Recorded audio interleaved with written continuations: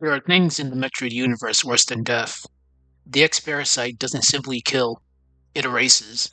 It wears your skin, takes your image, and walks with your memory. It doesn't hate, it doesn't think, it just becomes. In a galaxy scarred by constant turmoil, corruption, and ancient whispers, nothing is more terrifying than a parasite that can perfectly replace you and never ask why. I think we are all well advised to keep on nodding terms with people we used to be. Joan Didion, a powerful yet wistful quote, but in the context of Metroid Fusion, it becomes a chilling warning. Because for Samus, the past doesn't just linger, it stalks her. The SAX is everything she once was, her strength, her armor, her instincts, stripped of humanity, mercy, and restraint. A walking echo of a self she no longer controls. This video explores the X-Parasite's origins, biology, and terrifying narrative symbolism, from its mimicry and body horror to what it means for Samus and for humanity. Because the X doesn't just invade the body, it infects the soul. And in a world where your reflections can betray you, who are you really? It began on SR 388, not as a villain, not as a weapon, just as a parasite. One with no ambition, no cruelty, only instinct. The X infiltrates its host, consuming it from within, and then mimics it with haunting precision. Not just in form, but in behavior, movement, and even thought. It becomes a mirror so perfect that you wouldn't know you were staring at a lie. In Metroid Fusion, this isn't a science fiction flair, it's an engine of terror.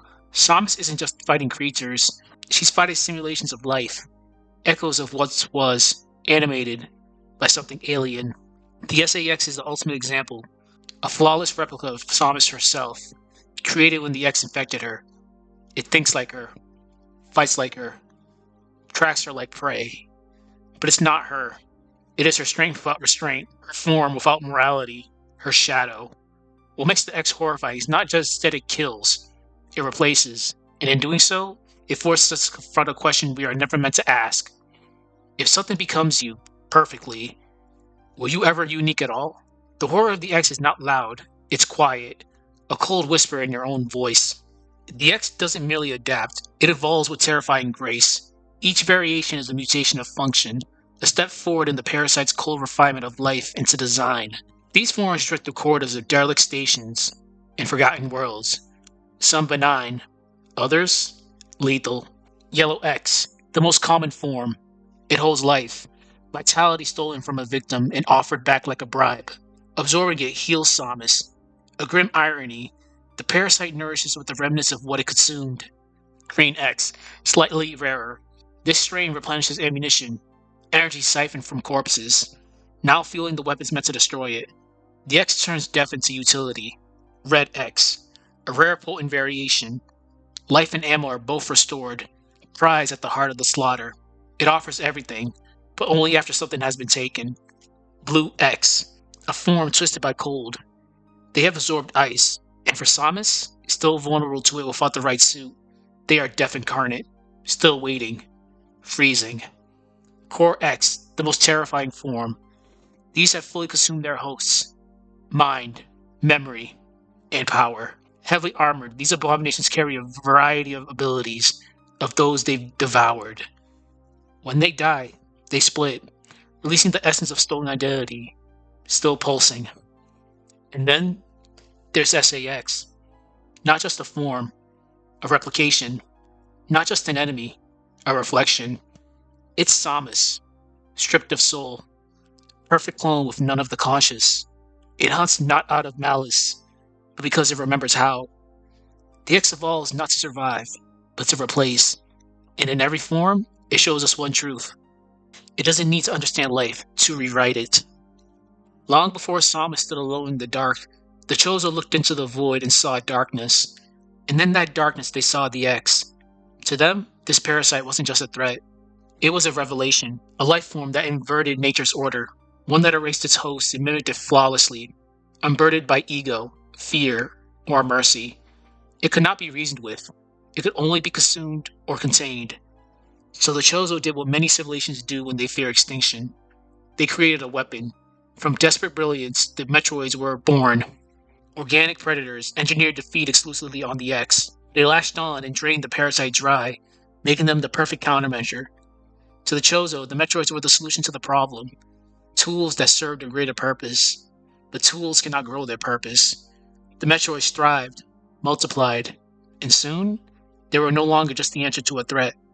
They became one. The irony is sharp. The thing designed to eliminate the X became the new source of fear. The Federation wanted them for control. The Space Pirates wanted them for power. And Samus became the executioner of the Metroid's extinction.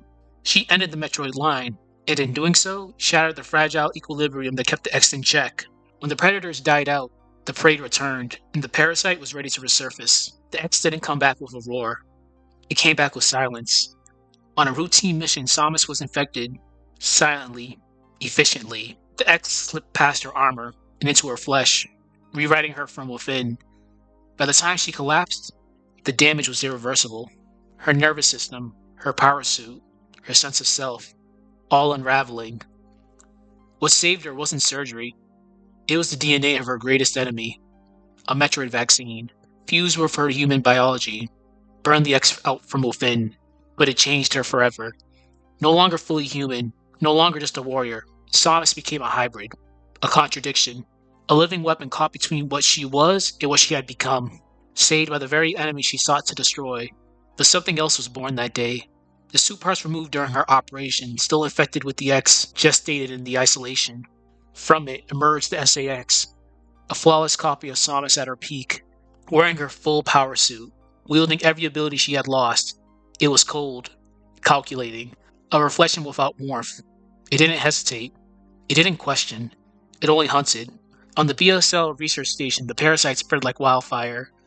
The halls filled with grotesque recreations of life, mutated fauna, twisted predators, and shadows of Samus's past. The walls felt tighter, the lights dimmer, and somewhere, always just around the corner, the SAX stalked the corridors, her footsteps echoing like a heartbeat in the dark. Here the terror wasn't just in the monsters, it was in the mirror. Samus wasn't just surviving the station, she was surviving herself. Every boss in Metro Fusion is more than a fight. There are echoes, distorted reflections of creatures that once were. Arachnus, a twisted mass of infected muscle. The security robot, once a tool of safety, is not spared. It fights. It loses. It falls victim to the influence of the X. Ceres, sleek, fast, moving in violent broken surges. Zazabi, bulges with unnatural rhythm. Yakuza jerks and skitters like a marionette strung up by rot. Nightmare, an experimental weapon of war. Its face, dripping and melting. Even Ridley, long dead, is not spared. His corpse is reanimated into a state of half-life. He shrieks. He fights. But there is nothing left inside. Only mimicry. Only memory. And through all of them, one truth becomes clear. The X don't just imitate. They twist their hosts, adding new instincts, new limbs, new violence. What was once alive becomes a cruel caricature, a performance in flesh. Every fight is a confrontation with the past, the return of an enemy long thought dead, perversion of a familiar form, the nightmare of a memory brought back to life. And at the penultimate encounter, the SAX.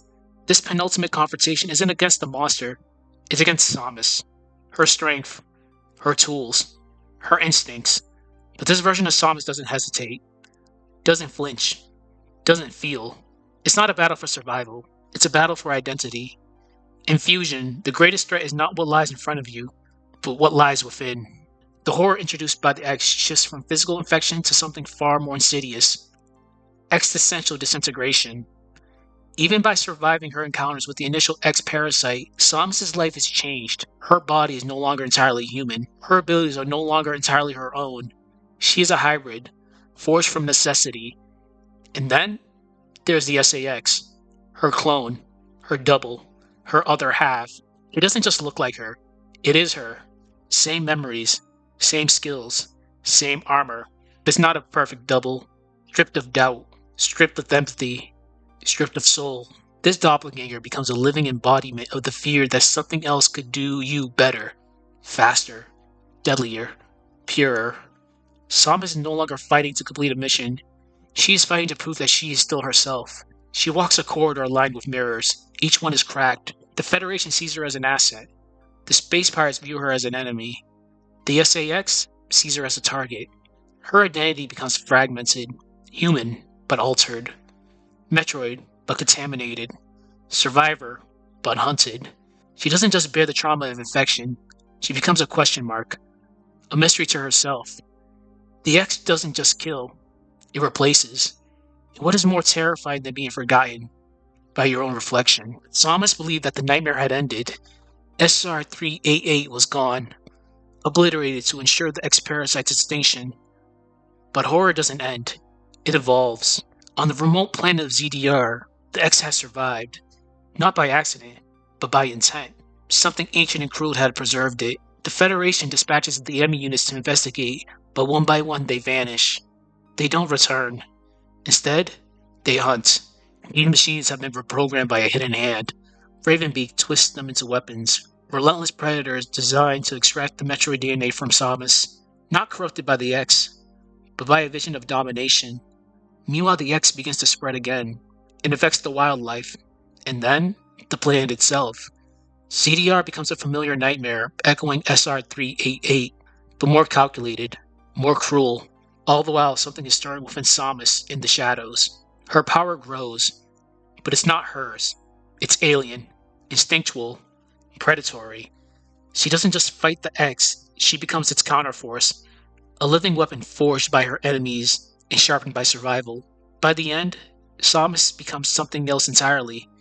Not human, not Metroid, something new, something transcendent, something terrifying. Her final form is not a triumph, it's a warning. The X doesn't just return, it forces the question. If survival requires transformation, if you win by becoming something you once feared, did you really survive? Monsters don't rise from the deep. Sometimes they wear uniforms, speak in policy, smile behind the glass. Federation was content with survival. It wanted dominion over the Metroids, over the X, over death itself. Science became a leash. The Federation didn't see threats to contain, they saw tools to wield. First the Metroids. Once engineered to suppress the X, they quickly became assets, weapons, commodities, genocidal organisms bred in labs under sterile lights. Their original purpose? An afterthought. Then the X, a parasite so dangerous it led to the destruction of SR-388. And yet, they couldn't help themselves. They tried to study it, replicate it, store it, a creature of mimicry now trapped in the heart of bureaucracy. They believed they could control it. They were wrong. Every attempt at domination led to deeper ruin. Contamination broke. Machines fell. Enemy units were corrupted.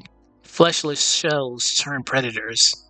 The labs become tombs. ZDR became the new SR-388, reanimated by the same hubris. And Samus? She stands alone in this decay, a woman bred from tragedy, built and raised by the Chozo, altered by Metroid DNA, haunted by what the Federation made her become. She sees clearly now. Control is an illusion. The Federation's chains are rusted. The system they built is hollow. The horror of the S is not just what it infects, but in how it exposes. It reveals the Federation's arrogance, and the cost of every attempt to play God. They try to shape life, but life, twisted by greed and fear, shaped them instead. The X didn't break the system. It showed how broken it already was. Samus' journey in Metroid Dread culminates in the full activation of her Metroid DNA, a result of the vaccine she received during the events of Metroid Fusion. This transformation is not merely symbolic, it manifests physically as the Metroid suit, granting her the Hyper Beam and the ability to absorb energy from enemies upon contact. The Metroid suit represents both unparalleled power and profound isolation.